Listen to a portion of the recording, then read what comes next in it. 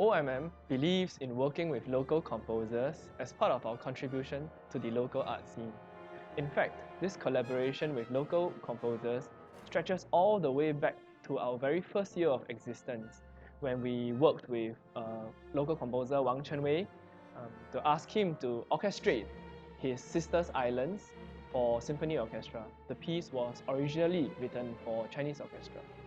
Since then, we've worked with other local composers such as Professor Ho Chi Kong, who composed the cello concerto for us for our performance at the Singapore Arts Festival. We've had Eric Watson compose a encore piece for us to take to the Cheltenham Festival, and also Dr. Kelly Tang, who reorchestrated his montage for symphony orchestra, which was also previously for Chinese orchestra. In addition to these, we also hold orchestration competitions where we allow young composers the chance to write music for symphony orchestra. These young composers are also under the guidance of Eric Watson during the course of this competition. More recently, we've been working with Jonathan Shin, who wrote The Night Bazaar, as well as a concerto for Lorong Boys and Orchestra called Sigina. He also has written a string orchestra work, which is going to be performed in our upcoming digital presentation. We also have him here with us today.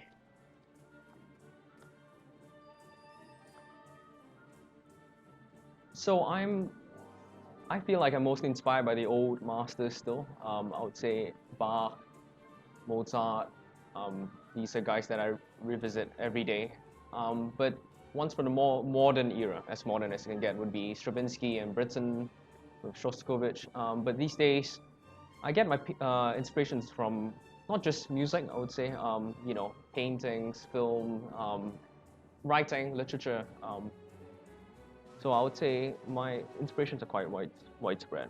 My inspirations are from composers who tell stories in their pieces, such as Wagner, Shostakovich, even Tchaikovsky, as well as some modern composers, such as John Adams, and film composers, John Williams, Hans Zimmer.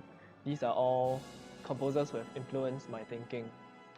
In addition to that, I also was inspired by Dr. Kelly Tang, not just because of his music, but when I first reached out to him, he was very encouraging, and he told me to chase my dreams to become a composer. So it's a very human aspect that I really enjoy. As composers, I'm pretty sure both John Shin and I had premieres that were lined up and got cancelled because of COVID. It's unfortunate, but of course safety comes first. In addition to this, I feel like all of us composers now have to shift our mentality in writing music for the near future because of logistical requirements for safe distancing. However, there's also this new possibility of now writing music for online medium, for example. It's a new branch that we composers can explore. Yeah, I agree with what Jinjun said. We should be galvanized by the possibilities. Turn big works into smaller works, and to sort of adapt it to this new situation in general. But I think, well, I've been personally quite lucky because I think I've been able to keep, working with my friends in socially distant collaborations. We sort of have a bird's eye view of how the music could go, and I think that's how we can contribute to our, new COVID society, at least. Mm-hmm. Yeah. During the lockdown, I was doing arrangements for OMM actually because of the digital presentation concert that's coming up. I had to do arrangements for string orchestra and string soloists. Yeah, at the start of the lockdown, I just came back from America, and then they put me in the stay home notice in the hotel, and I was going through this quite a febrile period of working on original stuff.